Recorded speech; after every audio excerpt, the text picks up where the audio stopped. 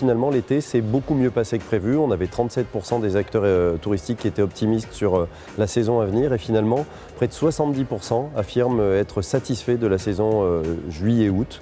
Donc une bonne saison avec une forte fréquentation de clientèle française, plus élevée que d'habitude, et moindre fréquentation de la clientèle étrangère. Elle est passée de 22% à 11%, ce qui veut dire qu'il y a eu une consommation et une dépense moyenne un peu plus faible. Pour ce qui est du tourisme, c'est de l'ordre de 20 millions d'euros d'aides d'urgence qui ont été attribuées aux entreprises du secteur touristique, avec des aides jusqu'à 5 000 euros. On a eu près de 5 000 dossiers qui ont été déposés et traités jusqu'au 31 août dernier.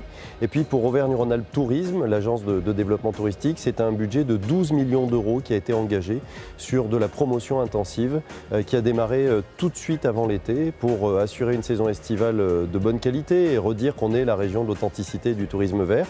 Là, on communique beaucoup sur l'été indien, même si le temps s'est un peu gâté. Et puis on va enchaîner sur la saison ski et sur la saison estivale prochaine. On a 12 millions d'euros qui vont être engagés en promotion sur 18 mois glissants.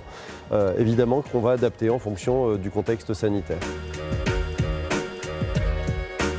Les perspectives sont difficiles à évaluer. Ce qu'on s'est fixé comme objectif, c'est renforcer notre action sur le tourisme bienveillant, qui est extrêmement connecté finalement à cette crise que nous vivons actuellement. Et puis, on se fixe pour objectif de remonter au PIB record que nous avions connu en 2019, 21,7 milliards d'euros de dépenses dans le tourisme dans notre région. Pour 2022, voilà, on essaie d'être positif, ambitieux, même si le contexte est extrêmement incertain.